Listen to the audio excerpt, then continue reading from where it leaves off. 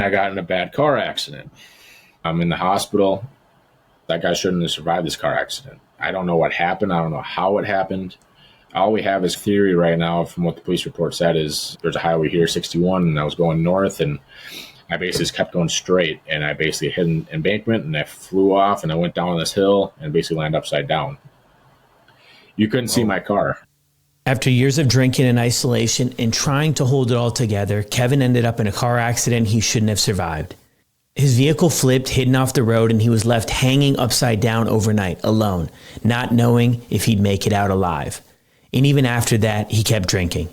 This is a real look at how far things can go and what it actually takes to come back from it. And this is Kevin's story on the Sober Motivation Podcast. Welcome back to another episode of the Sober Motivation Podcast. Today we've got Kevin with us. Kevin, how are you? Doing great. How about yourself? Yeah, I'm good, man. Thank you for being willing to jump on here on the podcast and share your story with all of us. Absolutely. If it gives somebody hope, that's my main goal. Yeah. So what was it like for you growing up?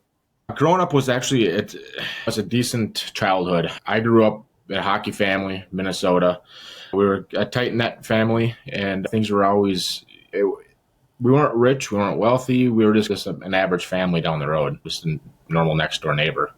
Growing up as a kid, drinking was a big thing. It was just like at every event. It was every family event. It was the neighbors will have a drink while they're mowing the grass. It was just a normal thing. It's a normalcy around here. And my life changed a little bit when I was at a young age, at around 8 to 9 years old. My mom ended up getting cancer. We woke up one morning, school morning, and I was like, should be up a little bit way before this. And it's probably like 9 o'clock, and why am I waking up late? It's a school day.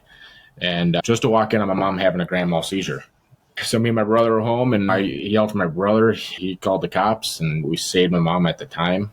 But she wasn't really given much of a time to, it was just basically borrowed time. She only was given three months to live after that. She had a tumor in her brain, and she lasted longer than what they said. She was a fighter. She lasted maybe a year and a half, so we were able to do Disney and try to do as much as we could, spend much time as we could with her.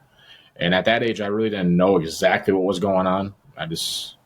My mom was there, and I just knew she was sick. That's all I knew. I didn't understand death at the time.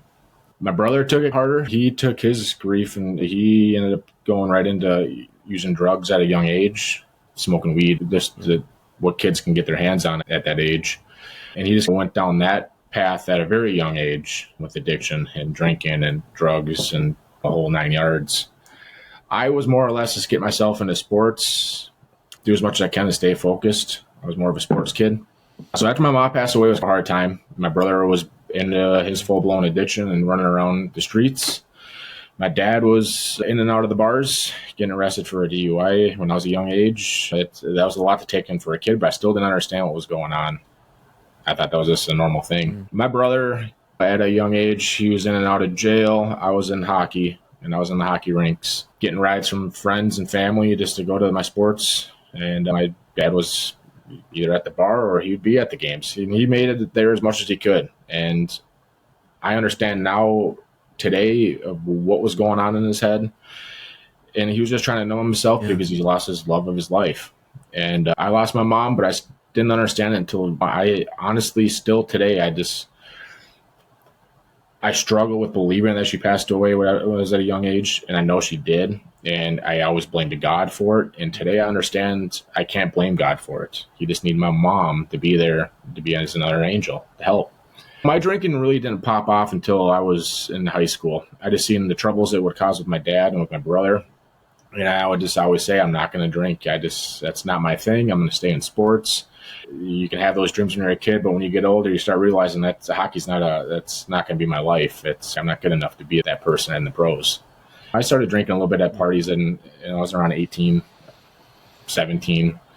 My 21st birthday is basically where I started. That's when I started drinking. That's when I started going. That's when I found out drinking is just the way I can get through work, get rid of my anxiety, and focus on myself and ease myself after I get done with work.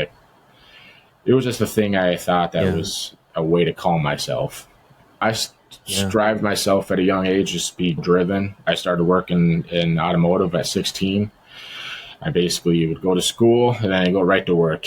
And I was able to buy a house at 25, and I was a manager by 25 of a shop. So with that at a younger age, and like I see the generations now coming in at a younger age, and I say to myself, it's like, how would I do that? Why would I do that to myself? Because I was mostly just work and no play. And I just wanted things in life that I didn't have when I was a kid. And so I was basically going from house to house. I didn't have a foundation. I didn't have a home. And I struggled with abandonment issues because my dad would either be in jail or my brother would be in prison. So I wanted my own home, and I got married at 25.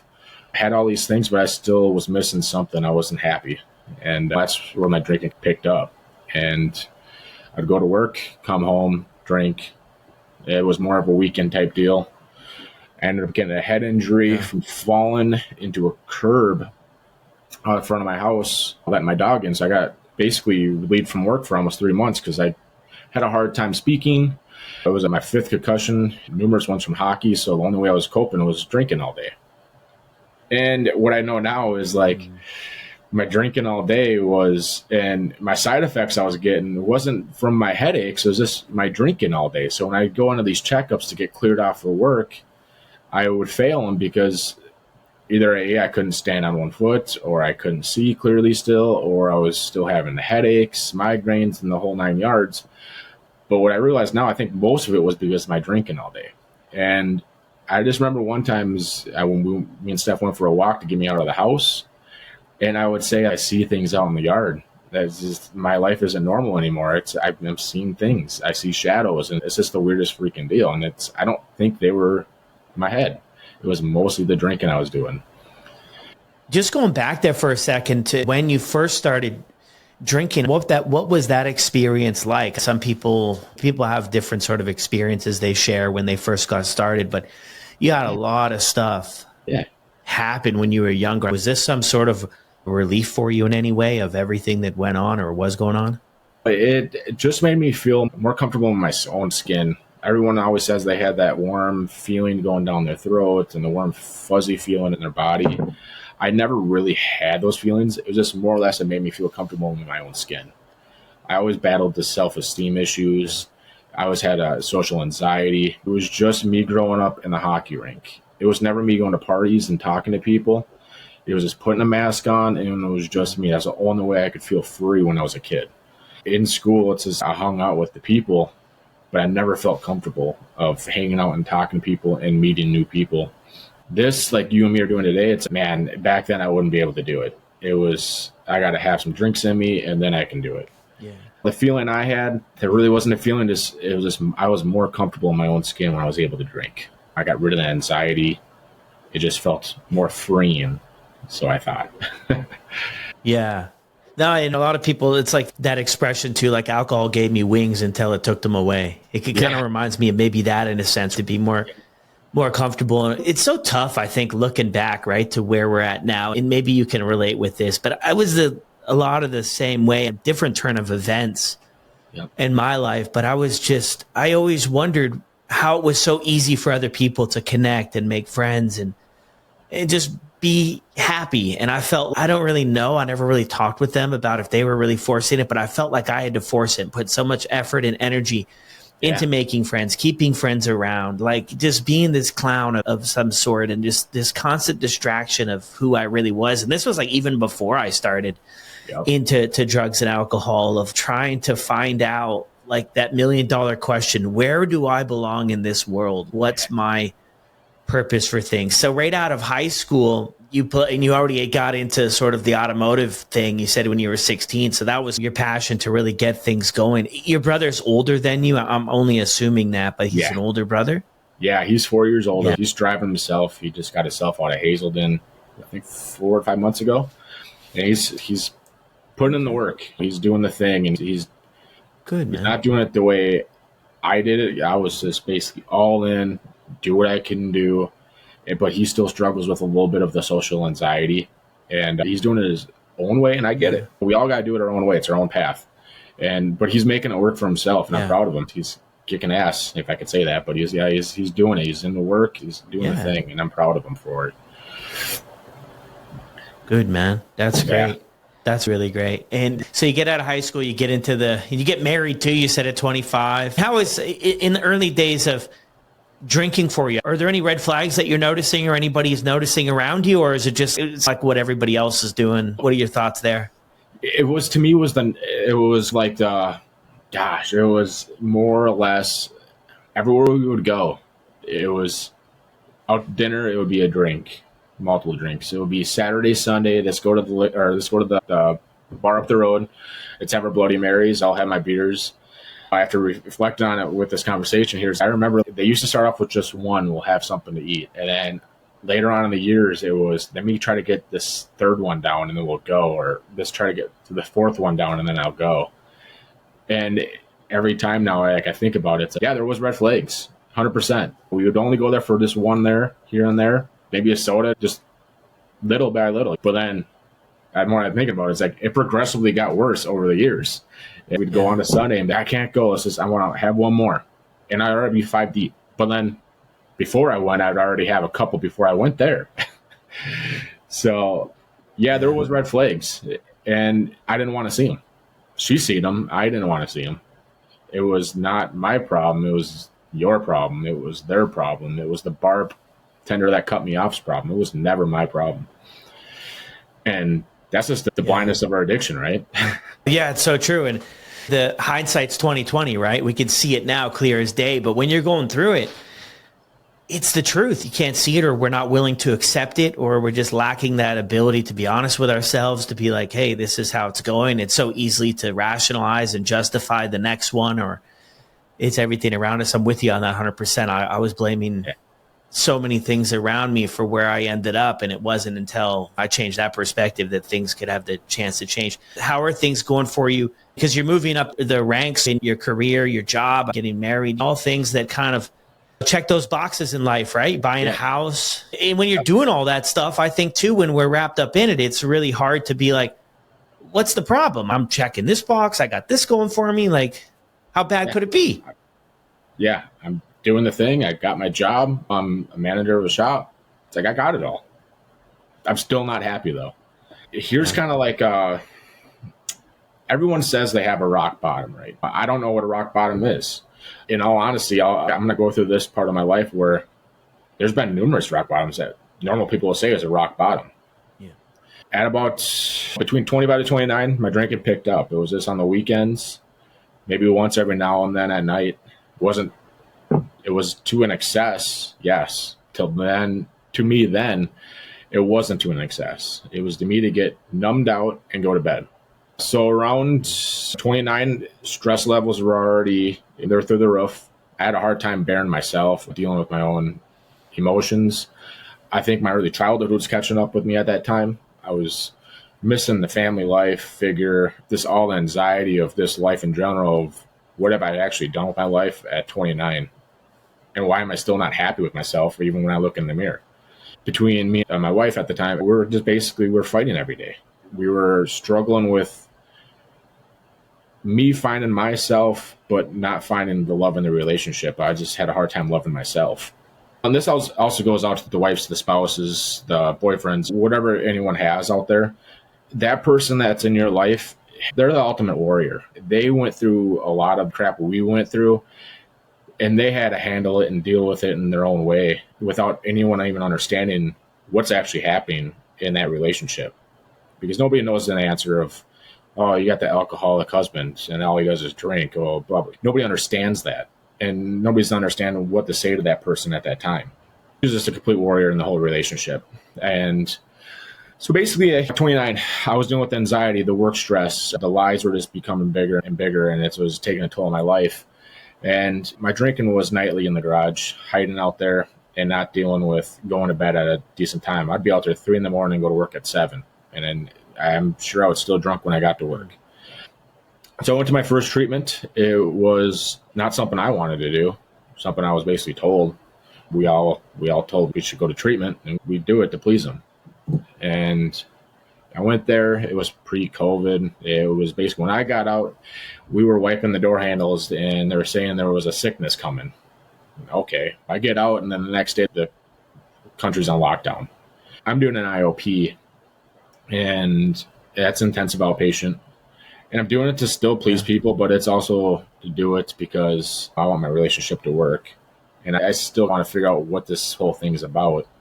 I do have a problem. I did take things out of that treatment and I take them today and I still use them, but I just didn't understand the whole situation. So I would do my OP, but I was still drinking. I would shut my camera off and I would go out in the garage. She was still working, so she didn't even know I was doing this. And I would just go out in the garage, pound a couple of drinks, come back to my IOP, go right back on the Zoom camera, and act like everything was just fine. And I was doing that for a while, but it caught on. It catches on to us. They catch on. They're not stupid. They'll see it at some point. I stopped doing that and I just start going off the garage and hiding. And that was like my thing. And that's where things really got south. And I lost my job due to the COVID. And I'm sure it was mostly because I wasn't performing my performance either. Yeah. The relationship wasn't getting any better. It was getting worse. She wasn't happy with me. We were actually just having our first kid, and we had a miscarriage before that. And a lot of my drinking before I went to treatment I was blaming myself. Was it because of my drinking that caused the miscarriage? And Hudson's a miracle baby, and we ended up still having a baby. And so it's huge when you think of it. It's big. There's a bigger picture, but in the time of our addictions, like, we don't understand it. We just understand we just want to blame everything. And I was still blaming God at the time. Yeah. In this last 5 years, Hudson's the little bundle of joy of what I thought was never going to happen. That's been my biggest motivator, because I don't want to see him without a dad in the long run. I make sacrifices today to be there down the road. So if I got to miss something, unfortunately, that meeting's more important because I need to be there down the road too. Yeah. Yeah. Just interesting too, right? Because there's two things I'm thinking about here. One is that thing we go through, right, of everybody else's problem. There's no problem with alcohol. It's everybody else's problem. And that lack of accountability too. I'm wondering, like, how you started to chip away at that block to realize, okay, maybe it isn't everybody else. Isn't part of the, you sharing too, like, your wife's not too impressed with how things are going and everything. How are you feeling about where you're at in life, especially when you go through, are you doing the IOP, you're drinking in the garage? Like, I think we can fool ourselves pretty good. Yeah. But I also think there's a level of, we know what we're doing is not really in line with who we are or who we want to be, and outweighs on us. What are your thoughts about those? At the time, it's like, I felt like I got it all figured out. I felt like I can get by with lying about the situation if I'm not really an alcoholic. If I'm able to get by and still do these things, I can get by with showing her that it's not a problem. There was times where I would go to a meeting, take a picture of a 30-day coin, and just send it to her and be like, hey, I got my 30-day chip. I hope you're proud of me, and I hope this looks good, whatever. Whatever goes in our head at the time. And I would just leave there and go to a liquor store and start drinking. I was ashamed of myself, but I was also proud of myself. I found out a way to get through of lying and hiding the situation. I thought I was clever. Yeah. But in all hindsight, it catches up to you. Yeah. You end up finding ways that you're going to slip up, and your life just becomes more of a downhill slope. You start struggling more. If you would have seen how I would look, I was bloated, and I looked like a red apple. Blood pressure was through the roof. I couldn't stop shaking. It got bad. Yeah. Yeah. So basically, I went to my second treatment after I lost the job, worked everything for. I was burning up the bank account. And this is where probably my life really changed, is going into that treatment and the way I came out of it. I struggled even more with myself, didn't understand myself at all. I figured it was my life and my self-esteem and my self-image issues. Was it all like deep-rooted somewhere where I don't even know? I didn't understand. There's so many questions when I came out of there. And when I came out of there, me and Steph were in a very bad situation. And I just remember the car ride home from this treatment, and my son was in the back seat, and he was months old. He was less than a year, I believe. And Yeah. I remember seeing him and I seen joy in him.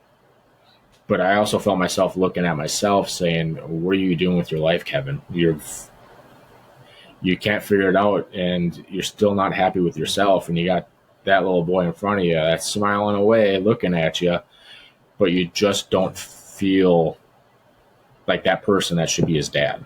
You're not a healthy person. All these self-doubts would go through my head, and I was just in a dark spot. And I think that's where the moment was where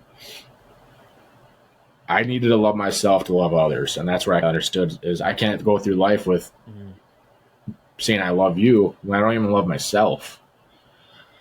There's that feeling in you, like you think that's love, but you don't know.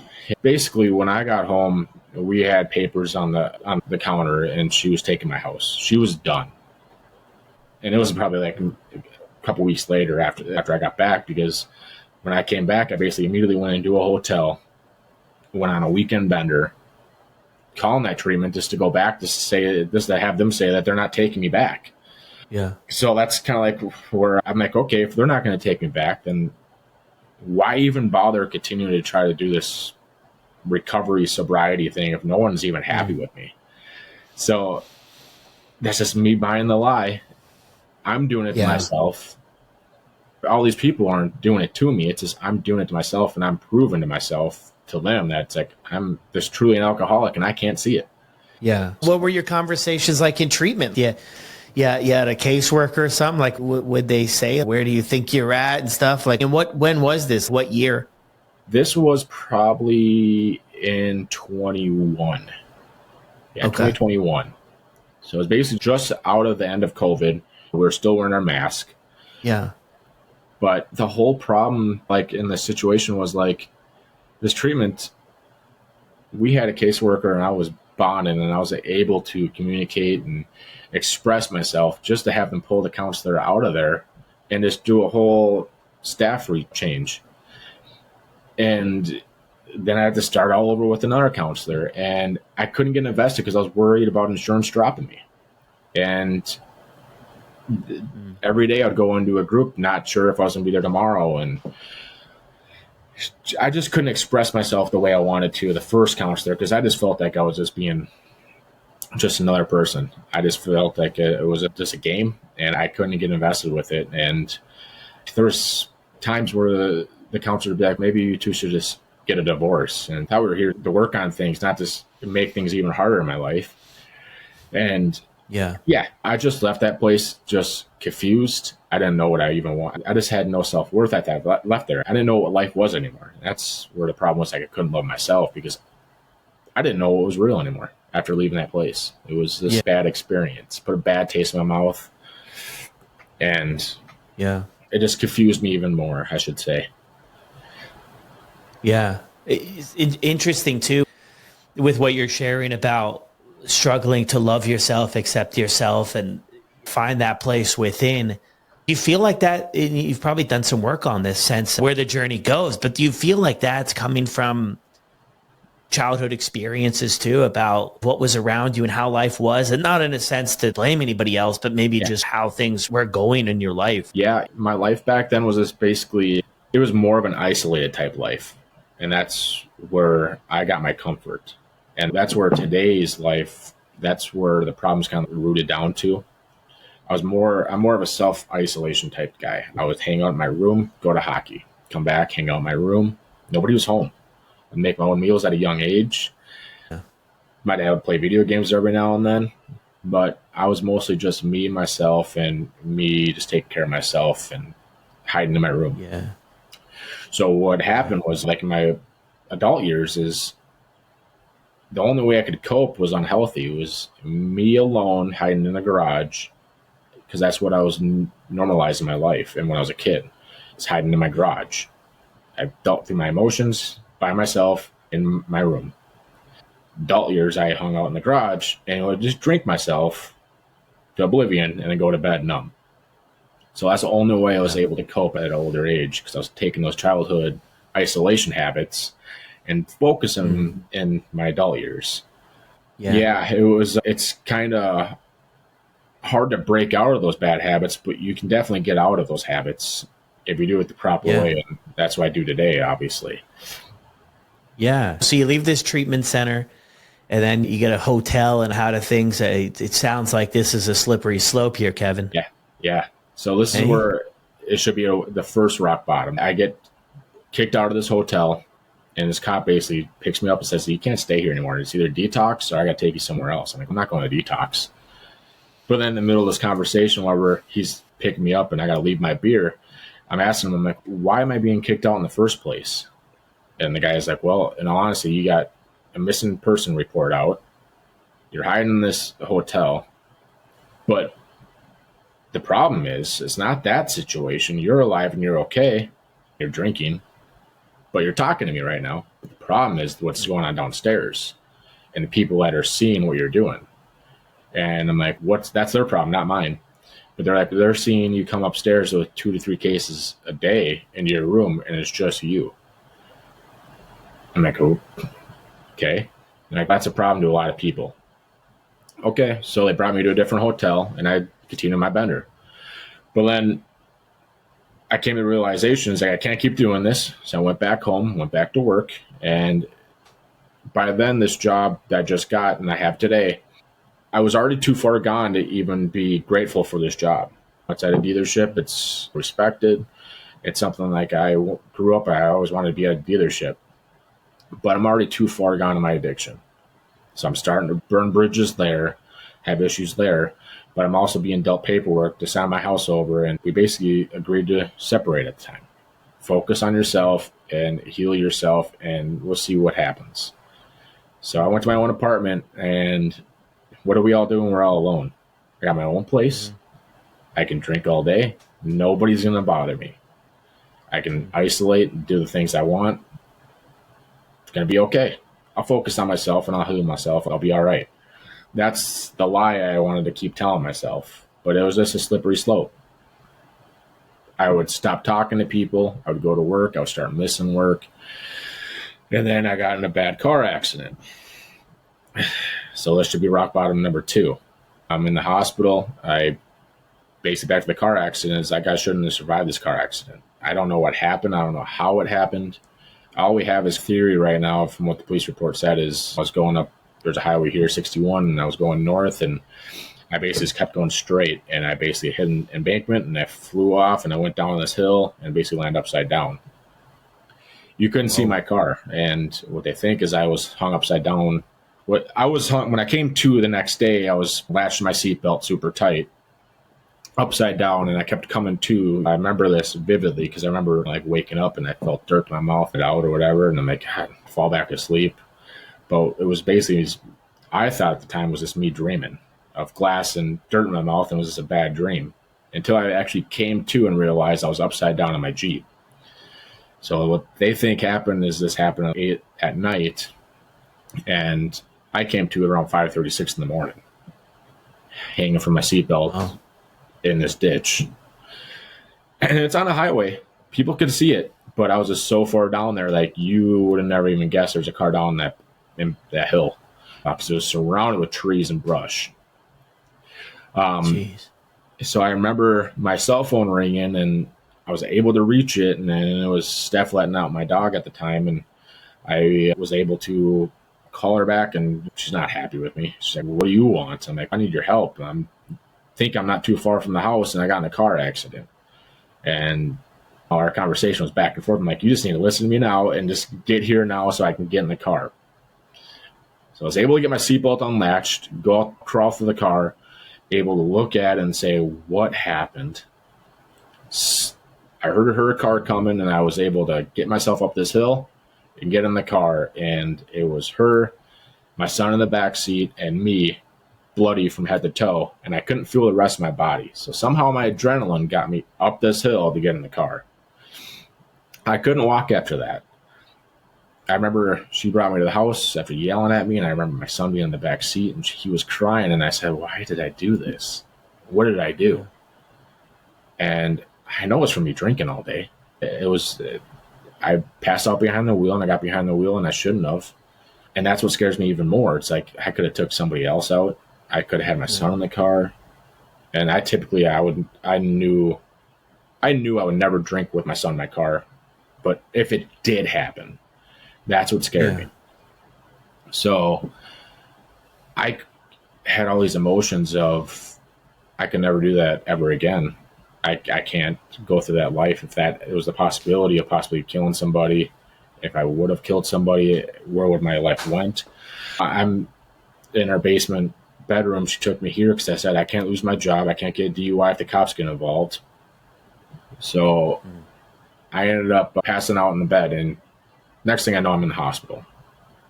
And I remember her and her dad carrying me to the car. I remember that coming to and back and forth, but I was just getting purple head to toe, and I couldn't walk, and I was getting swollen.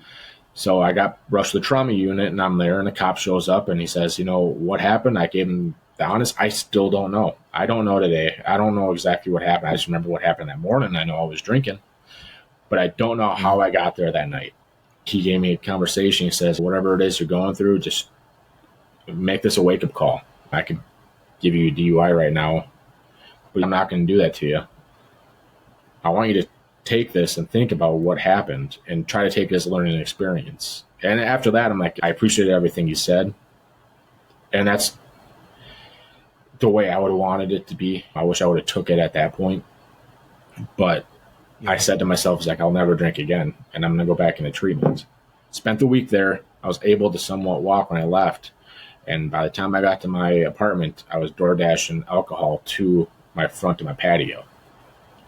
And there it just goes downhill faster. So I'm already at 2 rock bottoms that should have been rock bottoms. Those are the moments where people think that those should be rock bottoms. You should stop after that. But I kept drinking. It's the only way I could cope with the stress I was dealing with, the pain I was in. My relationship was definitely not going to heal itself anymore. That's probably the end.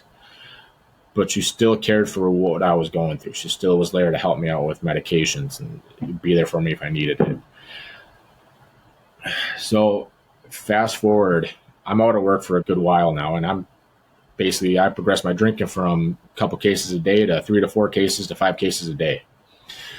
And I couldn't get through a work week within a couple days. I would go for 2 days and that'd be done. And my shakes would get so bad at work, and I would start sweating profusely that there was a guy at work, and I was showing him something, and I was trying to put the dipstick back in, and he's like, Jesus Christ, Kevin, you're shaking like a leaf. And I just looked at him, and I basically swore at him and said, it's my shoulder, just leave me the F alone. But I knew the entire time it was my shakes from not drinking. I would never drink at work. And I always said that's not my thing. I gotta be sober, and I'm there to do my job. And I understand now why people drink at work is because they got to worry about those shakes, and it's the only way they can get by without feeling sick. And I understand it now. I always wondered why people did that. I understand it now because I was trying to get through it and I couldn't get through it. So I would find any way to leave work early just to go home and start drinking again, because I would get sick. So I got home, I started doing my thing, and every night was just downhill, every night downhill. So that was a problem. I'd start drinking some more, not talking to anybody, and life was just not an easy life. It was me doing it to myself. I hated myself, and the way to cope, and the way we cope is drinking. Or we go out and do things we don't want to do just because we think it's the way we should do it. I was able to kind of have a couple moments that kind of really brightened the way I needed to change things. And I remember it was June. Steph wanted to pick me up to get Hudson some gifts. So I'm like, all right, yeah, I'll go. I'll sober up. And I'm up at 3 a.m. and I'm still drinking. I'm like, oh, I better go to bed. So I got to bed. She picked me up, and I quit drinking around, I woke up, had a couple of drinks. She picked me up around 11, and I went ahead and I stopped drinking for like a good 25 minutes, 30 minutes before she picked me up. And I started having withdrawals already in the car. I'm on the verge of seizure and on the way to pick up gifts for my son. And I remember she stopped to go have lunch, and I'm not feeling great. I'm at Culver's, and I'm at a pop stand, and I'm trying to fill my cup, and I'm shaking. And I can't even hold it, and I'm spilling the cup are all over the place, pop everywhere.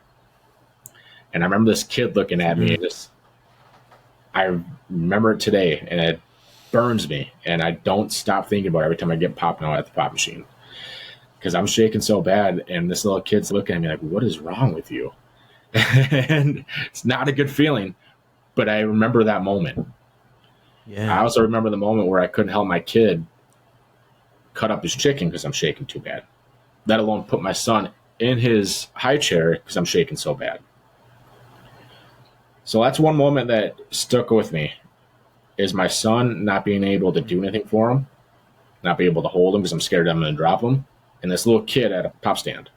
So she invites me to Disney that year, and I go to Disney. I sober up a week before, and in that time frame between that June to March, I had way too many welfare checks, way too many run-ins with family members of saying, you need to shape the fuck up, way too many talks with work because they're thinking about letting me go because I'm not showing up on time. And all this is all self-inflicted on my behaviors. But then I still blame them. Yeah. It's not my fault. Still not my fault. It's all the pain you guys are causing me that's making me drink. And I go to Disney, and I feel what families, I felt happiness. I felt my son enjoy going on rides with me. I felt that there is love. And this is what I needed to do, is to be sober for 2 weeks before I got here and not feel those withdrawals, be clear-minded, and actually see what family's like. And family it's just all love and joy.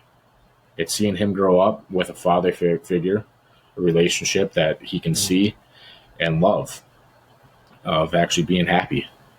And those moments at that Disney trip actually made me realize that this is what family's. And I remember Steph asking me, it's like, are you okay? Are you feeling good? And I'm sure if I was drinking at that time, I probably would be missing most of it because I'd be hiding out at that bar. And this time I was actually just sitting there enjoying my kid's time and actually seeing what his happiness is through his life. And it's all the small things we have in life that we see today that we take for granted. It's the sun outside. It's the warm weather.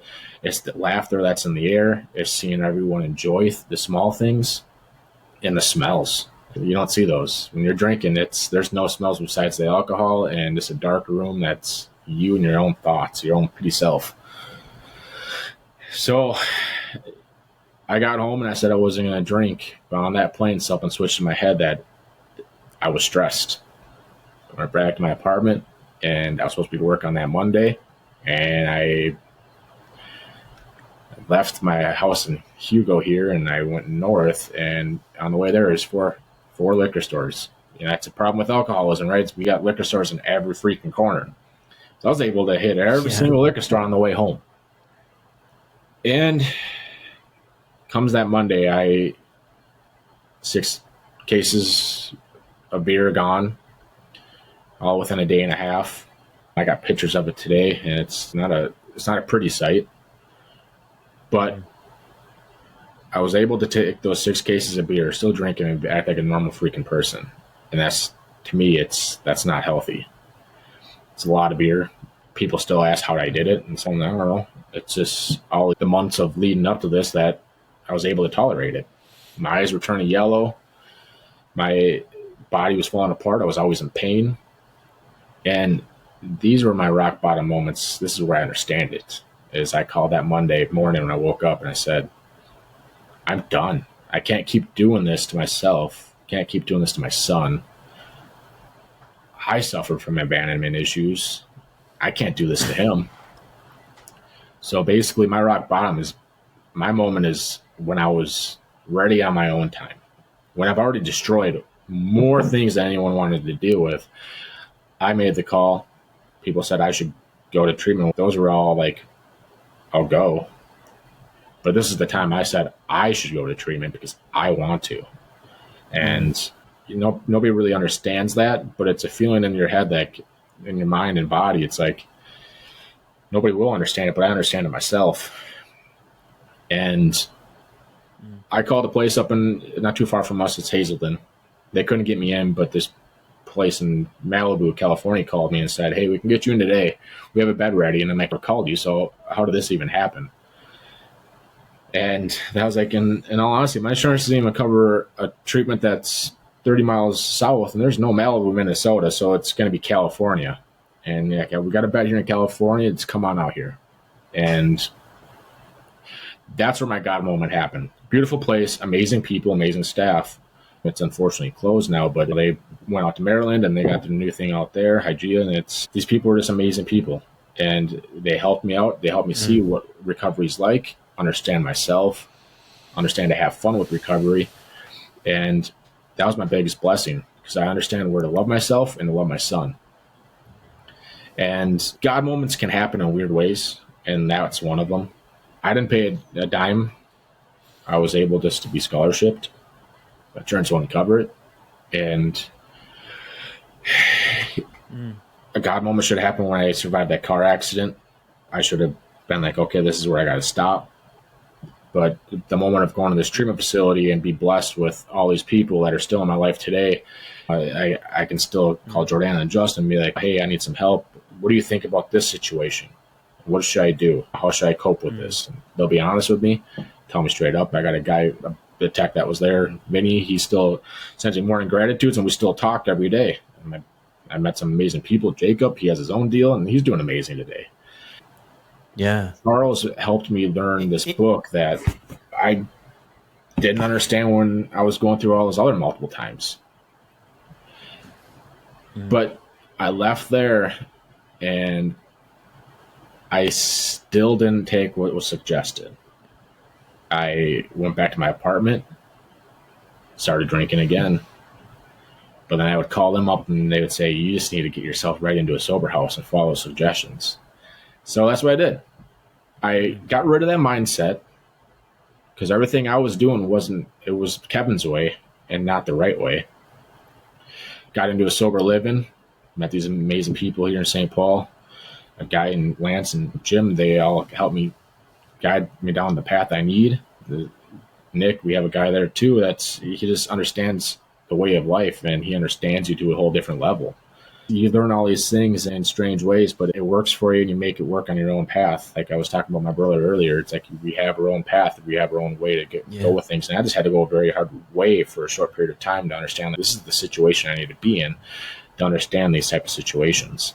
It's all about being comfortable, or learning to get comfortable being uncomfortable.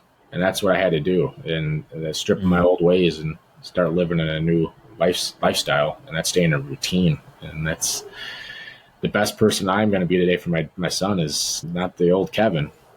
The old Kevin wouldn't be here today for him, unfortunately, and seeing him play hockey and seeing his life and enjoying the small things, right? Yeah. It's so interesting, too, to go back there into all of those, sort of sharing that journey of the rock bottoms and everything, too. And it's like the more and more I hear these stories and just connect with people, and you'll be around sober people, it's like we always see in the movies, right? There's like that peak, right, where the tough thing happens and then people change their lives like the next day or the next week. And like with this, it's so interesting because you hear so many times of all the rock bottoms, but it's not necessarily like the day after or the week after we make that change. And it's also the tough part. It's also the really difficult part about this whole journey, I think, anyway. Some people can relate to it, some can't, is it's not possible to force somebody to get it. It's not possible to force somebody to see that there's a different way to live until they're ready to live that way. And sometimes, oftentimes, it takes a lot of pain personally for our loved ones around us,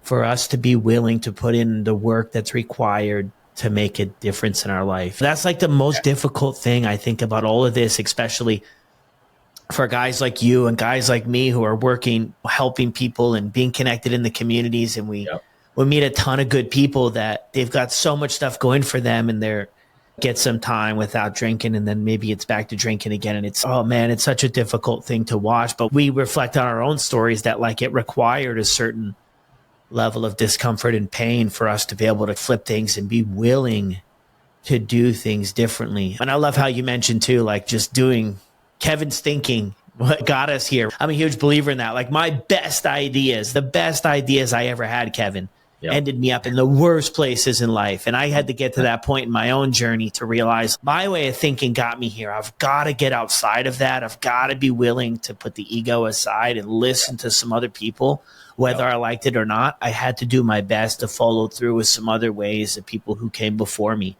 What do things look like for you now? As of today, I'm back in my house that I lost. My relationship is better than it's ever been. My son's in my life. And with your wife? Yeah. Yep. So it's better than it's ever been. Oh, wow. She's a complete warrior. She's done the things that I never thought that I needed in life, but she's always been there, and she's always been that rock where I just always just looked at it as a negative spot. It was all out of love, the love I wasn't seeing. But I got my job. I'm doing amazing there. I'm able to help people. We're spreading hope. I run that little page, and I do little things here and there to give hope of what I'm going through that day and kind of show like, hey, this is the way I do it. And I find a little weird, quirky saying out of it and make it work. But I started doing these posts as kind of, we have this alumni page, and I would just make the posts and send it to these guys. And it turned to more of an accountability thing with me posting this on my social media. And that's what I needed as well, is more accountability. And if I'm not posting something, I get somebody saying, hey, we really enjoy your posts. Is everything all right? And that's where it's, oh, okay. People are actually paying attention to it and they want to see it. So that's where the other blessing, I enjoy doing it. Sometimes I think I'm tiring people out, and then they're probably sick of me of doing it, but no, they actually enjoy seeing it. So the accountability factor is what's big for me too, is that. I love that. And if it's helping them, that's the best thing. It keeps my light going. It keeps my fire going. And so I can't complain about life today because it's much better than it was 3.5 years ago. Things were pretty dark then. Yeah, man, which is incredible. To stop drinking in 22, right? That was what it was for you, right? 22, right? Yep. Yeah, July 23rd, 2022. You said something there, man, that kind of stood out to me about you got your house back and building this relationship with Hudson and with your wife and your career and stuff. I think it's so interesting, man. You did get those things in your life, but I think that you worked for those things. It wasn't like, it's not like we just get sober and the magic happens. It's like we get sober and we get the opportunity to go to work on ourselves, and then these things start happening in our life that we resisted for so long. And I just think that's beautiful, man, especially if we go all the way back to the beginning. Hearing your story, I can't go away from how it was for you growing up and the struggles you went through, and the story with your mom and your brother and your dad and stuff. And I see and I feel it's very important for you to do your very best, to be present, to be a role model, and to lead the way of how to do this thing called life the best we know for your son. Yep. And the number one thing about this situation is I got to stay continued with my sponsor, continue putting in work, and continue to express my emotions when I need to. Because like when I was a kid, it was this isolation and hiding, right? And that's what we did. My coping mechanism, the only way I'm going to speak about my emotions and what's going on in my life is just me and the bottle I'm drinking. So what my sponsor says today, and that's what I continue to run with, is I got to catch myself sooner so I don't stay there as long, and I can talk it, spill it, and be done with it. And that's just the way I have to live my life now. It's something's bothering me. Hey, I got to say something. I got to talk it real quick, and then I got to be done with it. Because the resentments, that's our offender, right? And I used to blame God, and I used to blame all these people. But in all hindsight, it was always me causing the problem. It was my own thoughts and getting my own way. And that's what our biggest issue, getting in our own way and our own thoughts. And that's why we got to have these people, sober accountability or sober foundation. And that's what I built. I got all these people to call if I need to speak with somebody. And that's the foundation. I built it on the ground zero, and I'm going to keep building it up. Get as many people as I can. Yeah, love it, man. Love that. Quick, before we wrap things up here, if somebody out there is struggling to get or stay sober, what would you mention to them from your experience? If they're struggling and they're having a hard time finding their light, is speak to somebody that has had time. Give it a shot. What's it going to hurt? You got to get uncomfortable. It's going to be hard situations, but it's going to be worth it. See what they think. If they truly think that there's an issue that you have going on, maybe hear them out, give it a try for a couple of weeks. I told my brother to give it a try for a month and see what happens. And he's still going with it. And it's not going to be an easy process. It's going to be hard. We're going to have storms, but it's how we get through them. That's how we weather them. It's going to make us grow. It's going to be growth. So it's recovery. It's not going to be fun all the time. It's going to be work. Yeah. It's going to be worth it. True, man. Thank you so much, Kevin, for sharing your story with all of us, man. I appreciate you having me on. It's about being uncomfortable, right? And if there's something in the story that somebody can get something out of, that's what I hope for. Well, there it is, another episode here on the podcast. Thank you for listening along. Incredible story. This episode with Kevin is a bit older in the catalog, but a beautiful story of what is possible when you choose sobriety, when you get out of your own way, when you start to get honest with yourself and the people around you. Thank you for listening, and I'll see you on the next one.